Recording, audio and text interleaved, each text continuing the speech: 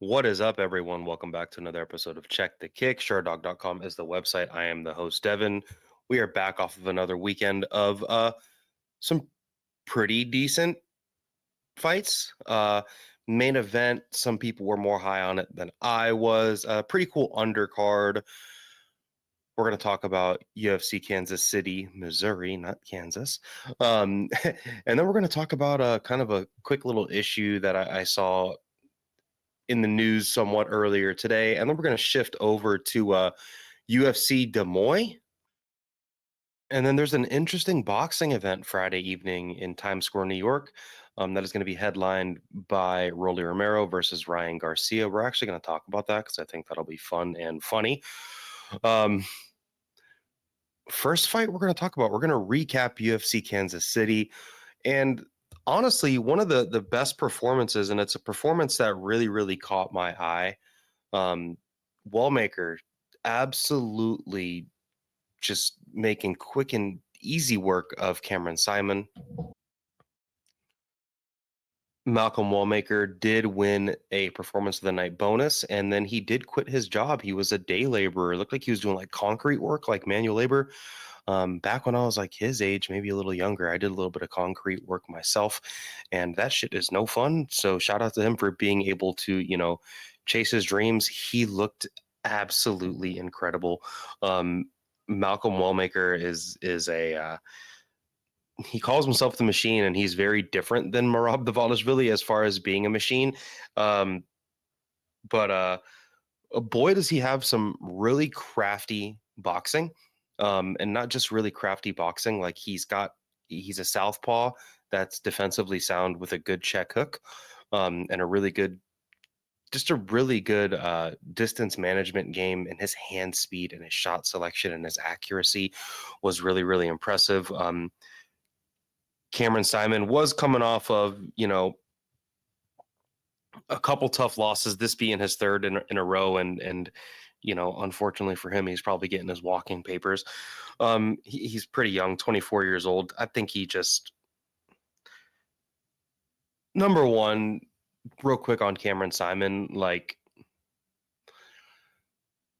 Dricus du Plessis comes from a weird camp over in South Africa. Dricus du Plessis himself is very weird. He's big, athletic, but Cameron Saaiman's game of like doing lots of stuff at bantamweight and like being, not undersized, but like not oversized, not overly athletic, or not overly powerful compared to people like Malcolm Wellmaker. Like Dricus's game, just this game that they've created from his camp over there in South Africa, like this is just not going to cut it at bantamweight. There's a reason why Dricus du Plessis is a middleweight, because if he was any smaller and had to fight in any smaller weight class, even if he went down one weight class, if he was a dude that was 20 pounds smaller and had to be at 170, his game probably just wouldn't function, especially especially someone like Cameron Saaiman with, not the same athletic prowess and not the same just strength or really anything that Dricus brings to the table, plus trying to operate that type of game of just do lots of stuff and always move forward at bantamweight. Like it's just not going to work. Wellmaker was really impressive. This was not a long fight. It took a minute and 59 seconds into the first round. He had more moments against the highly touted Peyton Talbot. Cameron Saaiman did. He did better against Peyton Talbot, and he did better against C-Rod. C-Rod is a good opponent. Peyton Talbot, he's pretty. I'd say he's okay. And Malcolm Wellmaker is. Cameron Saaiman has not got an easy fight in these last three fights, but this is who's there outside the rankings at bantamweight. I could totally see Malcolm Wellmaker making it into the rankings of bantamweight because I think he's just that good. And I think he's got a really high ceiling, especially with his speed and his power and his shot selection. Like he's going to give tons of dudes problems in this division. Like there was a couple other fights on the card. Chris Gutierrez, like a dude like that, I could see him totally beating. And I'm just curious, Someone complained about me clearing my throat the other day. I'm sorry. It's spring where I live. I live in a place where there's lots of pine trees. We got a shit ton of pine pollen out there right now. So my allergies are always kicking my ass up here. For Cameron Saaiman, again, I think he's going to get his walking papers after this. He did not show much in this fight. He had some success, but, even in the post-fight, Malcolm Wellmaker was like, we knew the check hook would be there. We knew we were going to get him with it. It was just a matter of time. And Cameron Saaiman is a dude that is very set upable. So that's the type of thing that's going to happen. Wellmaker, moving forward, I think they should give him one of these, old veteran tests. He seems like he's all in for his career. He literally just posted a video a couple hours ago. I'm recording this on Monday, April 28th, of him, literally quitting his job, walking out with his hard hat. I don't think he flipped his boss's desk WWE style and said, I'm out of here. But he did. He quit, so he's a full-time MMA fighter now. Shout out to him. Hopefully they can get this dude on the Georgia card, because he is from that neck of the woods. He is the Georgia native. So I hope to see him do something cool. I don't have a crazy fight for him next. Maybe keep him away from someone like Raoni Barcelos. But they could give him someone like a Chris Gutierrez, someone that is, not a huge threat, but a big name, and see what happens. Maybe if Jose Aldo beats Aiemann Zahabi, maybe they can shoot him up the rankings. They could also totally slow roll this kid. He is at bantamweight. He is pretty young himself. So the future's bright for him, and you could kind of almost make anything with him for a fight moving forward. Another fight from the card, fight of the night. Wellmaker earned a performance of the night. This fight earned a fight of the night. The winner of this fight could have also got a performance bonus himself. And I'm unfortunately here to eat a little bit of crow, but I don't feel too bad about it.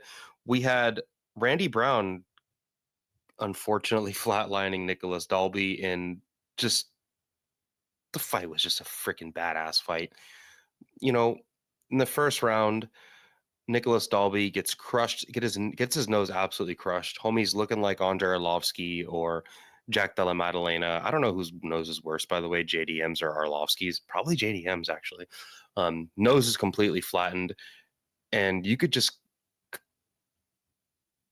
Okay, I have a couple critiques for Randy Brown, because I've still, even over with such an impressive win,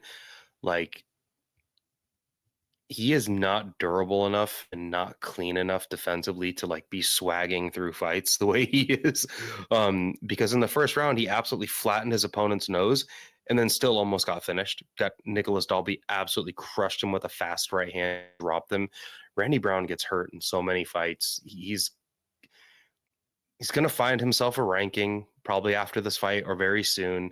And then in the next couple fights, some crazy puncher at 170, he's going to get himself into a fight with someone like MVP or something, and then just get killed, just because he's defensively porous and he's not very durable.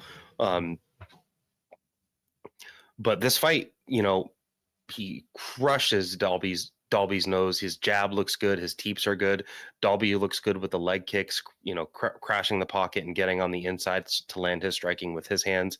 I'm a little bit surprised Dalby didn't wrestle more and even put more forward pressure, because, if you look at the Brian Battle fight, Randy Brown was willing to get on the back foot. Also, too, I think Randy Brown knew, okay, after that fight, I need to make some corrections and not let that happen again. So shout out to him for that. And then the second round starts, and Dalby gets hit with a knee, gets hit with a couple other shots, and then Dalby's like, F this, I'm just going to go brawl with this dude. I'm more durable. I've never been finished. This guy's been finished and hurt in multiple fights.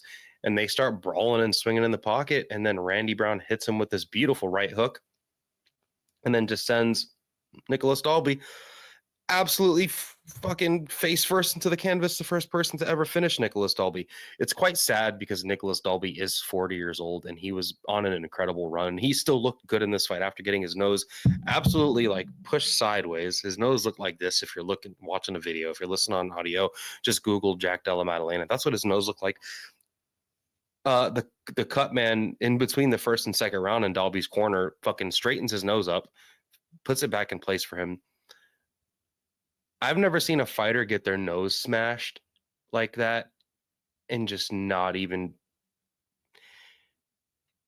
A couple weeks ago, we saw a G in Alexander Volkanovski kind of take the corner of the glove to his eye and start circling out. And I know that's a completely different injury. I've had eye injury where I've had to go to the emergency room, optometrist appointments and shit. I hit myself in the eye with a fishing lure, and it was quite scary because I couldn't see for a couple days.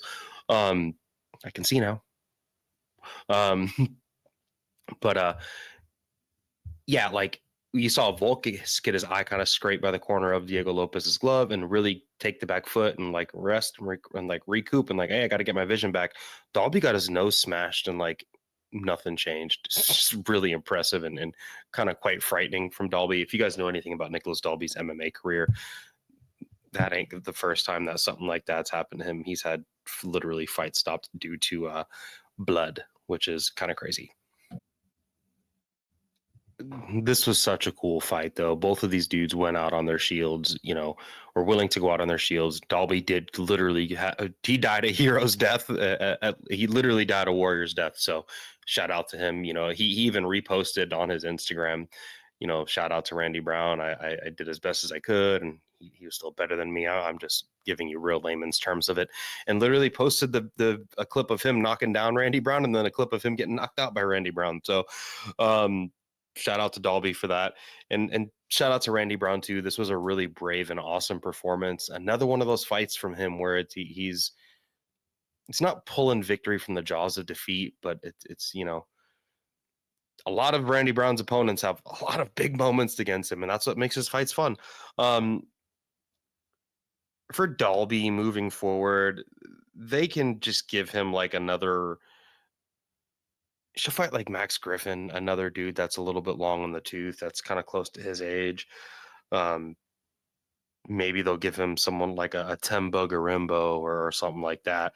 Think they should do something like that for him. And then for Randy Brown, he lost to Ryan Battle, but he did beat Nicolas Dalby. That's a good win.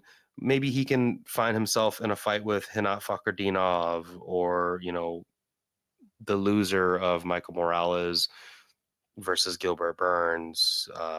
He did get knocked dead by Vicente Luque. Maybe that's a rematch that's coming up. He called for Carlos Prates, but I don't know if that's going to happen, but maybe. I still think Carlos Prates is going to be aiming for someone a little higher ranked than Randy Brown, but they could totally do that too. One more fight for the first segment of the show, Out with the Old. We're going to talk about Ian Machado Garry defeating Carlos Prates, 49-46 on one card, and then the other two cards were 48-47.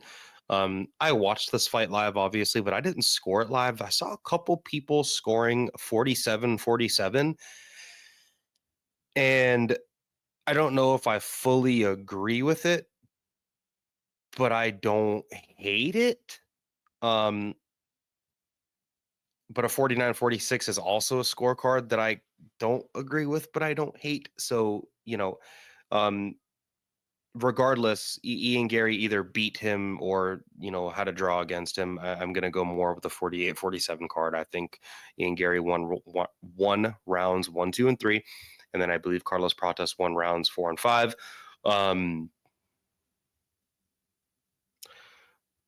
Boy, oh boy, is Ian Garry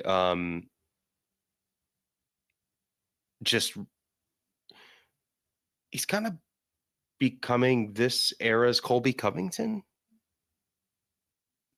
But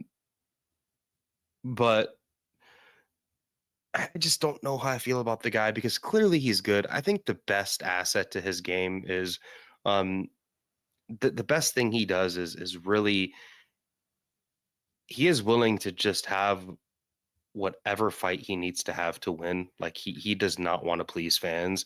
And if he does, he's not fighting like it. But his ability to just be like, I don't care who I'm going to please or not, and do what I need to do to win this fight it is pretty remarkable for someone that's so young. He's got pretty good fight IQ. He had pretty good hand speed. Carlos Prates had a lot of trouble, cornering him. he did some following. His footwork did look okay, but Carlos Prates is kind of a guy that will follow his opponents if they're skirting, grab that lead hand, plant, and try to fire. And every time Carlos Prates would try to plant and fire, he was looking for one big kill shot, and Ian Garry would hit him with a 2 or 3 piece combo, plant, throw, just use his speed, throw a quick combo, and then get back on the back, and then just kind of get back on the back foot and circle, doing that thing where he's kind of, stepping one leg one way and then stepping the other way, or stepping this way and then stepping this way. If you're, kind of both feet come together, kind of just galloping around the outside of the cage, he probably, I wonder how many steps he got in on this fight. I could totally, and I did not look on Twitter, but I guarantee there's people. Ian Garry's running from him. Yeah, this isn't a fight that makes me like. He said that he's going to be the backup for the title fight. Dana even said he was. I don't understand that. I mean,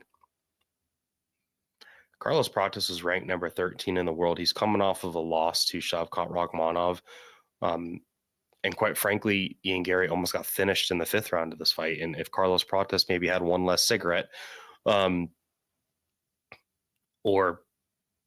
I don't know, like this fight was really close to being finished in the 5th round, where the guy that smoked cigarettes was on his way rolling, and the younger guy that doesn't smoke cigarettes was gassed out, literally flapping around kind of like a fish out of water in that 5th round, really close to, on his hands and knees, crawling away from Carlos Prates. So it's the way that it's really weird, because the way that Ian Garry left the Shavkat Rakhmonov fight, he kind of earned some respect. Well, he kind of pulled a semi-boring fight out of Shavkat, didn't get finished, made Shavkat go to decision, won with a loss. And still to this day, even though he just beat Carlos Prates, I still think his best win is his loss against Shavkat. Maybe I'm an Ian Garry hater.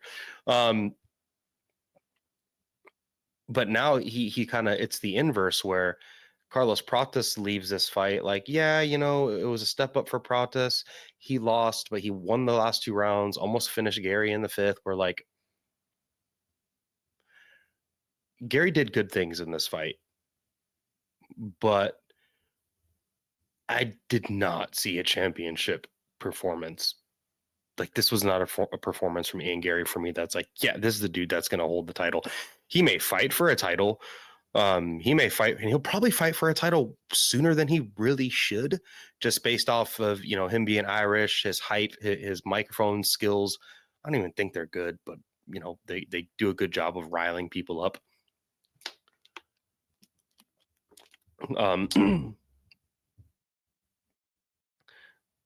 Back to Ian Garry. I think it was smart for him to mix in the takedowns, or try to, but I think Carlos Prates' takedown and reversal game was really impressive in this fight. Carlos Prates' problem was like, he was just only willing to be on the front foot and kind of following Garry, and he didn't have the speed. I would have almost liked to see him maybe just say, let me not chase this dude around and let me force him forward and see what happens. Like, it was like 3 rounds of him kind of chasing, but using okay footwork to try to cut off Ian Garry. But Ian Garry's speed and athleticism were and his ability to plant, throw a couple shots, mix in a not a great, not great wrestling, but enough to just stop the momentum, make them reset, and then he can do his thing all over again. I would love to see Carlos Prates maybe try to take the back foot, or, just not concede to chasing Ian Garry. Like, you don't have to have your opponent's fight. Like, part of winning a fight is making a fight your own sometimes. And there are plenty of fighters out there that can just have whatever fight with their opponent and win. But there's tons of fighters out there that are willing to have their opponent's fights and lose all the time. And this was one of those where I think Carlos Prates was just too willing to fight Ian Garry's fight, through the first 3 rounds, and then kind of started to mix it up when Ian Garry started to flag a little bit. I think Carlos Prates should have thrown more leg kicks. If you're going to have this game of chasing the dude around, like, just crush him to the fucking legs and take his mobility away. But yeah, like, watching the 3rd round, like, if there was just some more hammer fists and some more ground and pound, like, Ian Garry was this close to getting taken out. Prates was this close to finishing Garry. And what are you going to do when you got someone like fucking Sean Brady on top of you? Someone as big and strong as Sean Brady, like can Ian Garry skirt around the outside and try to pot shot Sean Brady for 5 rounds and then gas out after doing that for 3.5 rounds and have a bad 4th and 5th round? You get someone like Sean Brady and he's not going to be able to mix in the wrestling against someone like Sean Brady.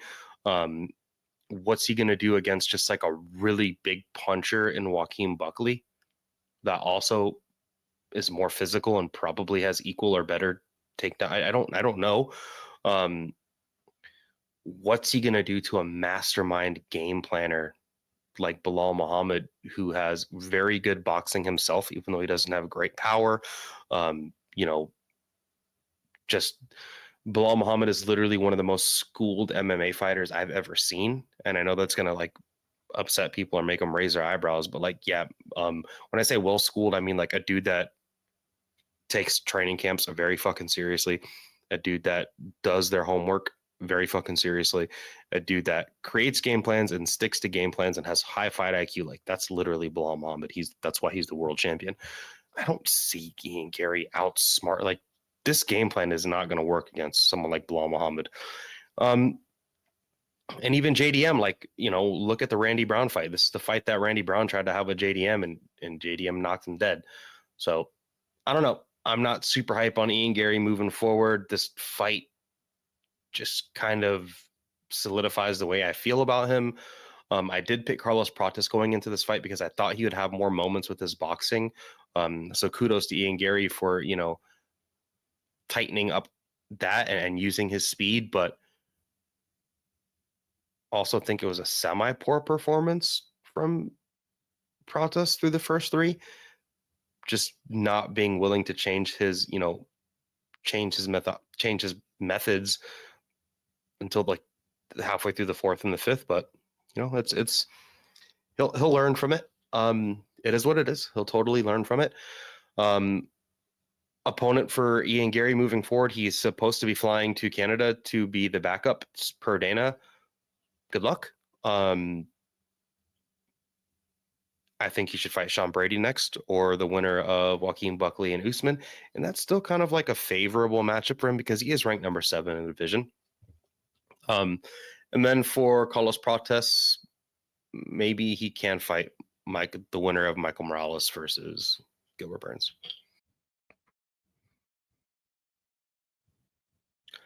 We had a couple other interesting tidbits from this card. We had Anthony Smith's retirement. That one was pretty freaking sad. He looked okay for like 1.3 seconds, and then just it turned into a very, very typical late stage Anthony Smith fight where he's dying on a single leg. He's fucking bleeding from every hole. This just shouldn't have happened. Like, I know Paul Craig moved back up to 205 and is matched up with somebody. Him and Paul Craig had chatter before about a fight. They should have just they should have booked him against someone like Paul Craig. Mingyang Zhang Mingyang, Zhang Filet Mingyang, this is just not a fight that should have happened at this point of Anthony's career. This was the nicest get out notice that I've ever seen the UFC give to a fighter. They, they were playing like a pre-fight retirement package for Anthony. They were like, "Hey, buddy, we know you're a little drunk, and we called you a cab. Here's a goodie bag of food on your way out. Let's get you out to your Uber. Let's get you home in the cab." The UFC was very kind to do this for Anthony Smith. We know he has a desk job. For a dude that's, he's got like 60 pro fights on record. He's got like another 15 of them off record. Who knows how many like smokers and everything this dude's been in. But mentally, he seems very sound of mind, unlike what's happening to BJ Penn right now, which is really sad. He seems very clear of mind, so I think he's going to have a pretty long career in doing desk analyst work. So shout out to Anthony Smith. Just a terrible fucking way to go out. Ikram Alaskirov pulled up and hit Muniz with this phantom hook. I mean, it wasn't phantom. He hit him with a clean hook, but just like dropped him with ease. Very weird card. Am I missing anything? I don't think I'm missing anything from the card. If I am, roast me in the comments below. That's going to be it for the first segment of the show. Out with the old. We're going to have a real quick middle segment of the show. What's hot? This is not hot, and it's kind of something I feel a little bit bad, like reporting on, air quotes. But we did just find out that ex-UFC champion, ex-boxer, current PFL heavyweight, I don't know. Francis Ngannou, unfortunately, was involved in an incident in Cameroon on Easter Sunday. This is mostly supposedly and allegedly as of now. Supposedly, allegedly, he was involved in a motorcycle, they call them motorbike accident in Cameroon involving a 17-year-old girl that was killed. I just kind of read some reports. There was reports that she was on a motorbike, and she struck a car he was in. There was another, it's not very clear. It's clear that someone died, and it's clear that maybe he's involved. I don't think this was some sort of like negligent homicide or Francis Ngannou went on a killing spree. I think he was involved in a traffic incident in Cameroon, and it resulted in a 17-year-old girl's death. Supposedly, he was willing to pay for all her medical, and he did pay for all her medical. And unfortunately, she did expire. And I'm not sure. I've never been to Cameroon. I don't know what the infrastructure of the Cameroonian streets are like. I live in the state of Washington, and we have pretty good infrastructure here as far as our roads, with traffic signs and lights and four-way intersections, roundabouts. I don't know what Cameroon's like, but I could see that a motorcycle accident happening in a place like that is probably likely. So I feel bad for the guy. Like, the guy is just, what a fucking life Francis Ngannou has had. All of his trials and tribulations just to become a fighter, getting from Cameroon, from the sand mines to France illegally, like basically being like a pirate, not really. But like, having to travel over, via boat to get to France, and then like live on the streets, and then find MMA. He wanted to be a boxer, finally made it to the boxing, and his son just died recently, and then now he's got this issue that he's dealing with this young woman that was involved in a fatal crash that he seems to be tied with. So it's pretty sad. I feel bad for the guy. Accidents happen. That's many, many years ago. When I was younger, I grew up in South Florida. There's a very big like four-wheeler dirt bike riding scene there. And I've owned a couple four-wheelers and a couple dirt bikes when I was younger. And when I was in my very late teens, I think I was like 19 at the time, one of my really good friends, his name was Colin Thrash, rest in peace to him. He was killed by a drunk driver on his motorcycle. And then ever since that moment, I made this decision at a real young age. I was like, I'm not going to ride anymore. And I don't want to make this Francis Ngannou thing about me, but yeah, motorcycles, things with two wheels and a motor, not for me anymore. Dangerous. And it's the reason why, at a blink of an eye, things can just change. So again, I feel real bad for Francis. I really do. This is just a terrible thing to report on, and I hope more comes out. We may report on it. Someone else may report on it. Just check Google. The report I read was from the Cameroon Concord. Not a ton of super well-renowned news resources that I know about, at least, that are reporting on this. So seems like it happened. I'm not sure. Seems really terrible though. Moving on, we are hopping into the final segment of the show, in with the new UFC Des Moines back on the road. We're still in the in the flyover part of the country. I'm just kidding. Still in the Midwest. We have left Kansas City, Missouri, and we are now on the way to Des Moines, Iowa. out here in the state of Washington, there's a Des Moines, Washington. That's pretty nice. Probably nicer than Des Moines, Iowa. I'm throwing shade. I'm talking shit. I'm sorry. This fight is headlined by Cory Sandhagen, taking on Deiveson Figueiredo, a highly ranked title elimination bout up at men's 135. Couple interesting fights on the card. We're going to just talk about two fights. We got the returning Bo Nickal and the returning RDR. Jeremy Stephens is back, taking on Malcolm Jones. Am I saying the name? Sorry, Mason Jones. I apologize. So the returning Jeremy Stephens, he went and had some run BKFC, iced some dudes, and now he's back to the UFC. Pretty cool that he's back. I think that was just really interesting. I'm not going to really talk about that fight, but there's some really crazy ass betting odds. Mason Jones is a dude that kind of flunked out of the UFC after doing really good work in Cage Warriors, but Mason Jones is a minus 575 favorite against Jeremy Stephens. Like, what? That I find crazy. Montel Jackson is back taking on Daniel Marcos. That should be a pretty fun fight. We're going to talk about two fights, though. First fight we're going to talk about Reinier de Ridder taking on Bo Nickal. Odds on this fight, Bo Nickal is a pretty hefty favorite. Minus 300, minus 310 in some places. RDR Reinier de Ridder is coming back at plus 250, the Dutch Knight. Bo Nickal needs to get himself a nickname. Bo Wrestling Nickal. He is coming off of a unanimous decision win in November 16th of Paul Craig. Before that, he took on Cody Brundage, where he won via RNC. And then he had that really, really awesome fight against Valentine Woodburn. I'm just kidding. A dude that flunked out of the UFC after taking a fight on short notice. And then he did have that Jamie Pickett win in the UFC as well. Another guy that's no longer with us. When I say no longer with us, I mean with the UFC, not alive or dead.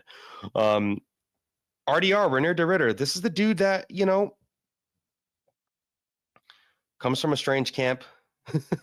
Has had a strange career to get himself to the UFC. He was the, one champion, double weight champion, and then had to fight Anatoly Malikin up at 205 and up at heavyweight, or their 225, I believe it was. And he got knocked out and finished. That was back in 2022 in his first fight against Anatoly Malikin. And then after that, second time he took on Anatoly Malikin, it was, just over a year later, where he lost in round 3 via retirement, where he kind of was just like flopping on the ground and he looked bad.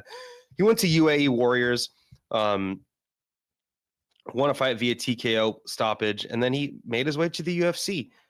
Fought Gerald Mearshart in a weird back and forth fight, where he hit him with an arm triangle choke in the third. It was like such a Gerald Mearshart fight. And then his last time out, he kind of just ran through a Kevin Holland that doesn't seem to care about winning. At least at 185, Kevin Holland doesn't seem to care about winning. It's a really, really tough fight to call. It's a really, really, really tough fight to call. And like, if you're just a gambling man and you're just like looking for good betting odds, I like Bo Nickal as much as the next guy, which is probably not too much by the way that the fans and stuff seem to. It's really weird. Bo Nickal should have been much more of a fan favorite than he is right now. But the betting odds on this fight, I mean, you'd almost be a fool to not chuck something at RDR. I don't know if RDR is going to win, but like at plus 250, what Bo Nickal showed us in his last fight is he is a wrestler, one of the best wrestlers that has ever come to the UFC on paper. Out, like, I'm not saying MMA wrestling, but just like what this guy brings to the table with accolades. He's not Henry Cejudo with a gold medal. He's probably a better wrestler than Henry ever was. That's going to piss people off, or make some people smile. But in his fight with Paul Craig, like, dude, you've got a guy that's a willing guard player that has no takedown defense. Semi-tricky BJJ, but like for as highly skilled as a wrestler as Bo Nickal is, he should not have. He should have been taking Paul Craig to the ground and punching his fucking head off. So I was very interested in his like slow, weird, bad kickboxing. That's kickboxing and fighting mixed. Kickbiting, you kick and bite. And just a weird, tepid kickboxing match that he like eked out against Paul Craig. That ain't gonna probably work against RDR. RDR himself is like super similar to Paul Craig, where he's just like not a good striker, not great power, but like on the mat, that's his thing. Difference between Paul Craig and RDR is, number one, I think RDR is probably a little more proficient in the grappling, especially on the top. Like Paul Craig is purely like a off of his back hail. Paul Craig's whole entire BJJ game is just like different Hail Marys, whether it be like a flea flicker or something. They're all just fucking Hail Marys. This whole game is Hail Marys. RDR's game is not all Hail Marys. RDR is probably just as bad of a striker as Paul Craig, maybe a hair better. But I think he has a much more MMA suited game as far as like being big. RDR is big. He's going to be bigger than Bo Nickal. And Bo Nickal's not the biggest or most like cut up, dude, like built and bricked up. He's not out there looking like Michel Pereira, who had a terrible fight this past weekend. He's not, bricked up like that, or a Yoel Romero, or like a Jared Cannonier or something like that at this division. That's just not Bo Nickal. Bo Nickal is going to be probably the better power puncher, but I don't think he's a better striker than RDR, because Bo Nickal's not a good striker himself. I don't know what this fight's going to look like, because I don't know if Bo Nickal is going to come out and try to have a grappling style fight against RDR. I have no fucking clue. Or if he is going to try to, have this tepid kickboxing match with RDR, but I don't think RDR will allow it. I think RDR is going to try to grapple in this fight. I really don't know how this fight's going to play out. I'm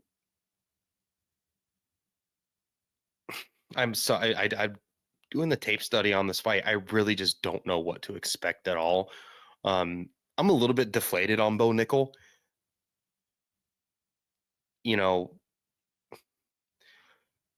This is his first like real true test. Paul Craig was supposed to be like a real true test, which just, for being as good of a wrestler and grappler as Bo Nickal is, for him to just not attempt one takedown on Paul Craig, for Bo Nickal backers, they're going to be like, well, why would he need to do that? He knows that he can out wrestle someone like Paul Craig. Why wouldn't he want to take a pro bout and test his striking out? My, response to that would be, well, he's already made it to the big show, so why not just fucking secure wins the best way you can?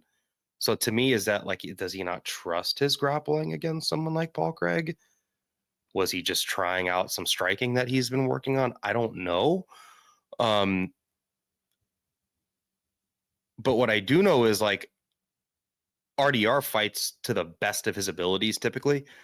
I'm going to pick RDR in this fight.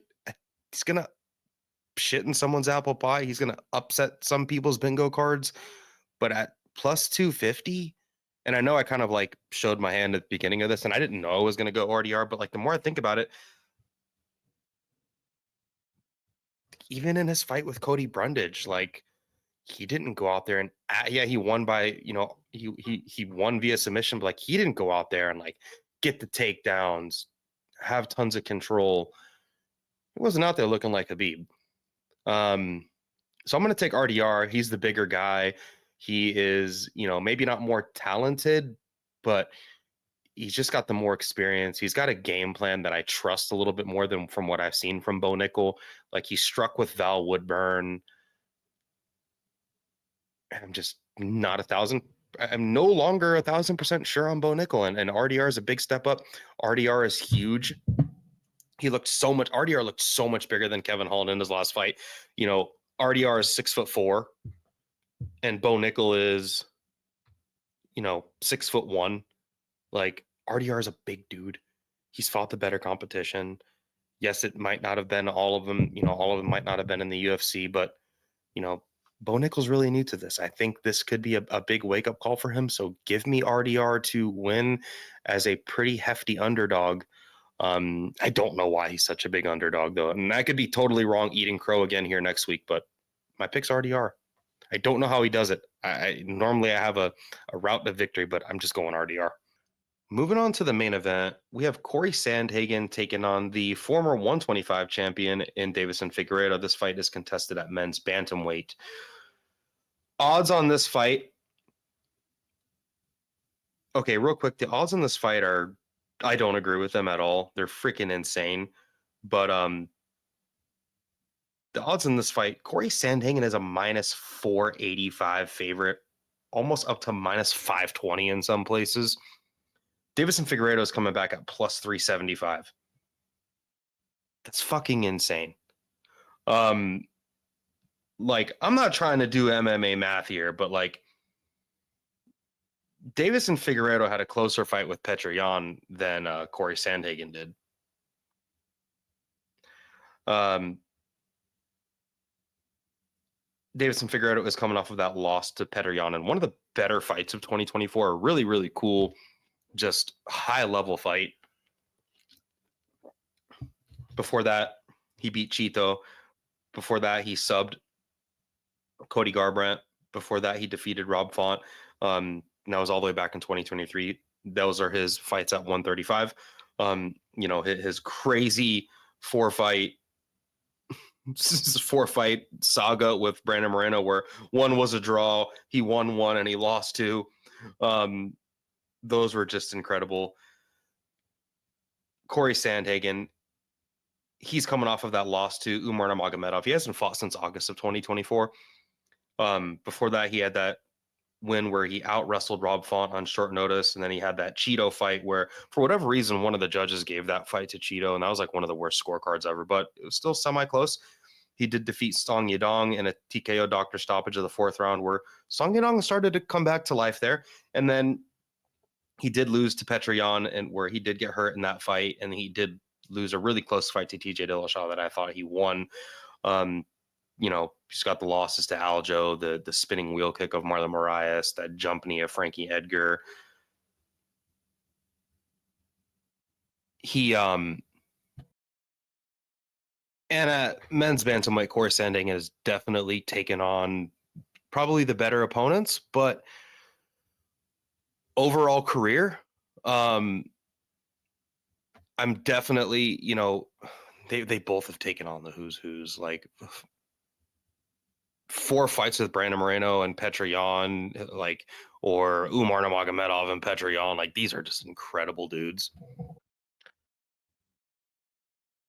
I'm personally just super caught up on these betting odds. Like, I don't understand why Sandhagen is such a hefty favorite, and almost 5-1 is just absurd over Deiveson Figueiredo. Yes, Davey Figs, he's not the youngest dude. He himself is a little bit long in the tooth, but at 37 with no USADA, he's Brazilian. That's the acai. I just don't see why he's this big of a. Just with Deiveson Figueiredo's power alone, homie's got a higher knockdown ratio than Francis Ngannou did when Francis Ngannou was an active member of the UFC roster. Deiveson Figueiredo, pound for pound, is one of the hardest punchers that has ever been in the UFC. Point blank period. The data shows that the dude's got absolutely fucking crushing power. As much of a violent finisher as Cory Sandhagen can be, he's a spinning wheel kick of Marlon Moraes. Look at the streak Marlon Moraes has been on and was on. The jump knee of Frankie Edgar, that was Frankie Edgar's. I can't get out of my head. So whenever I'm thinking about Deiveson Figueiredo and his fights, I can never get out of my head those Joseph Benavidez fights. Joseph Benavidez was like, and is still like probably one of the best dudes to never hold the championship belt. And Deiveson Figueiredo fucking balled him up and threw him in the outside trash. Like, pause this and go listen to that second fight with Joseph Benavidez, where like he got clubbed and subbed so bad that he woke up screaming. You can hear Joseph Benavidez screaming in the background after getting woke up, because he's choked all the way to sleep. Just frightening stuff from Deiveson Figueiredo. Deiveson Figueiredo has got incredible athleticism, incredible power. His ability to just like jump on a submission, he's got these insane guillotines that he can jump on, a good rear naked choke, really, really good power with his hands. His problem is, really mostly just kind of been it's really just volume, especially at the stage of the game, which is worrisome. He's a good wrestler himself. He's got good grappling. Cory Sandhagen is a dude that is like a true student of the game. Like he studies MMA the same way, like, someone that is studying law would study law in college. Like that's how this dude studies MMA. He's a true student of the game. He's got an incredible striking, really, really good, really, really good BJJ. Look at his Brazilian Jiu-Jitsu school of Ryan Hall. Like he's got incredible BJJ himself. He himself has really, really good stand-up. But, in past fights, he's also been a little bit low volume. He can be controlled against the cage. Really, really good shot selection, good crisp boxing, a good jab, a good long guard. He's long and tall for this division. He's had issues like in his Aljamain Sterling fight where he just got put on the back foot, got taken down, got his back taken, and got his head squeezed off. That was also like one of Aljo's just best performances while he was like, Aljo was peaking, flying high, kicking fucking ass. And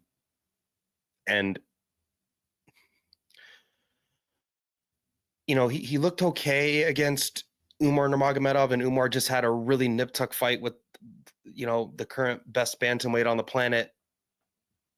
But I do think that there's like routes for victory for Figgy here. I would say that both of these dudes are durable, but we've seen both, hurt in fights. Like against Lineker, like Sandhagen hung tough, but he took a shit ton of damage in the Lineker fight. And he struggled with Umar's boxing of all things, which is interesting. He also struggled with Petroyan's power. And I think Figgy hits harder than Petroyan. Figgy hurt Petroyan multiple times in their last fight.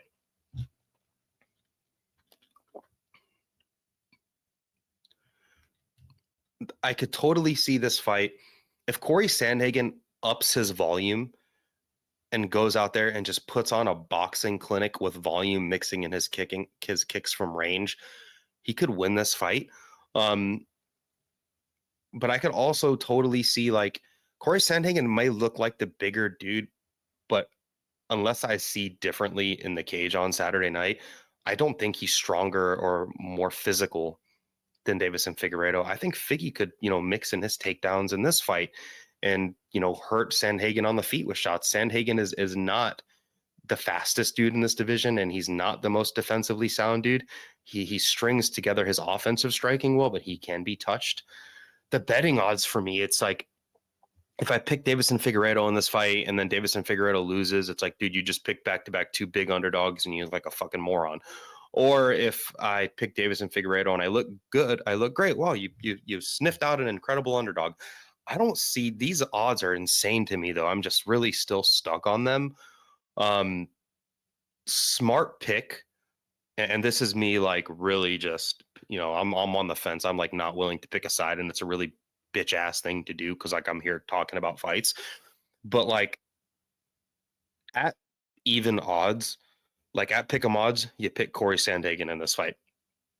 Deiveson Figueiredo being plus 385 on Monday, April 28th. Like throw something on Deiveson Figueiredo, because Deiveson Figueiredo should not be a plus 385 to anyone, including the champion at 185, even though he's long in the tooth, even though he's up a division, even though he's 37 years old. These betting lines don't make sense to me.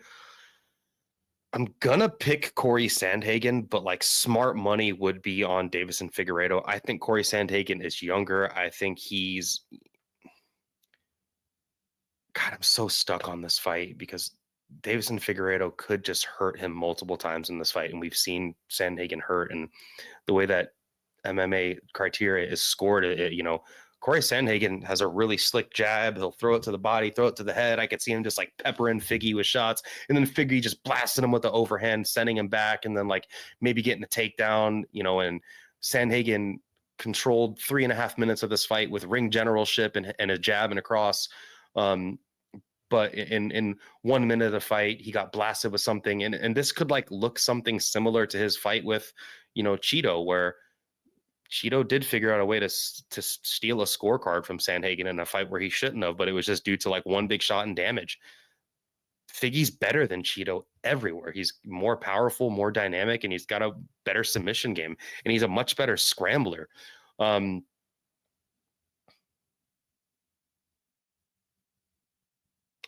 I really want to pick Deiveson Figueiredo, but I'm going to pick Cory Sandhagen. I don't like the odds. Smart money would be on Davy Figs just based on the betting lines. If someone gets a finish, it's probably Figueiredo. I think he's just a more violent finisher of the two. You could see Cory Sandhagen throwing a spinning wheel kick and blasting with it, but Cory Sandhagen hasn't been finishing top level opponents. But give me Cory Sandhagen. I just think he's younger. I think he's still adding tools to the tool belt. Even if it's not a screwdriver, he may be adding a new, maybe just like one socket on a socket wrench that he's adding to his tool belt. But I still think he's adding things. Give me Sandhagen, but I hate these betting odds. I really, really do. I hate the odds. I think it should be much closer. I think it should be like Cory Sandhagen minus 170, Figgy coming back at like plus 180 or something like that. That's the show, guys. Thank you so much for tuning in. I'm the host. Go to Sherdog.com. Check out all the cool shit we do. Check the kicks, the show. Hope you guys enjoy the fights and have a good week.